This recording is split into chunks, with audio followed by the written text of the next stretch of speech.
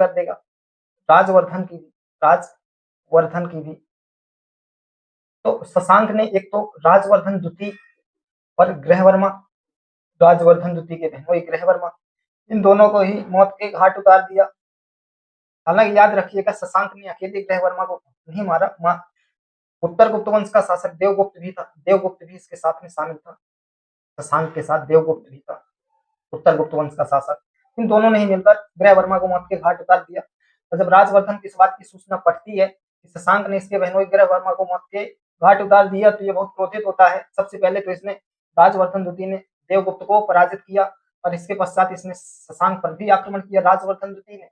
लेकिन शशांक तो शशांक है, शशांक ने राजवर्धन द्वितीय को भी मौत के घाट उतार दिया। तो इन परिस्थितियों में अब हर्षवर्धन को गद्दी मिलती है राजवर्धन द्वितीय के पश्चात।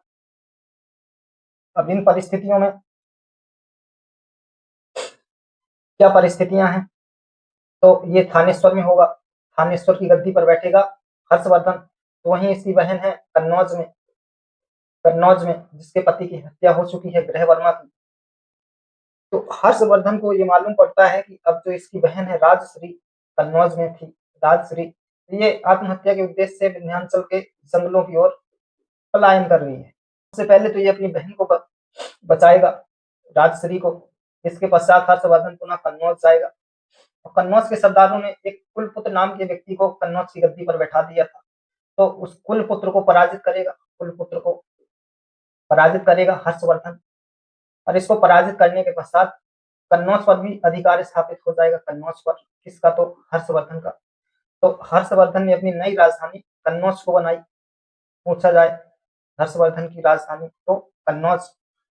तो अब ये कन्नौज भी इसी के राज्य में या इसी के राज्य के अधीन हो गया। तो ये थी हर्षवर्धन के शासक बनने तक की पूरी कहानी। सबसे शक्तिशाली शासक था ये, सबसे शक्तिशाली, सबसे शक्तिशाली, इतना शक्तिशाली कामरूप के शासक थे। कामरूप कहाँ है, तो असम में। कहाँ कन्नौज है, उत्तर प्रदेश का, कहाँ हरियाणा है, और कहाँ पर उत्तर पूर्वी भारत के राज्य कामरूप, असम। ऐसे असम, आप ऐसे समझिए मैंने क्या बनाया, ये लगभग भारत का मैप है। हरियाणा यहाँ कहीं होना चाहिए, अब असम यहाँ पर है, कितना दूर है। तो ऐसे नहीं इसको महान शासक बोला गया। तो कामरूप के शासक भास्कर वर्मन भी इसकी अधीनता स्वीकार करते थे। इसके अतिरिक्त कश्मीर के शासक भी, कश्मीर भी इसी के अधीन था, नेपाल भी इसी के अधीन था, नेपाल के शासक भी अधीनता स्वीकार की। तो ये बहुत शक्तिशाली शासक था। आज के लिए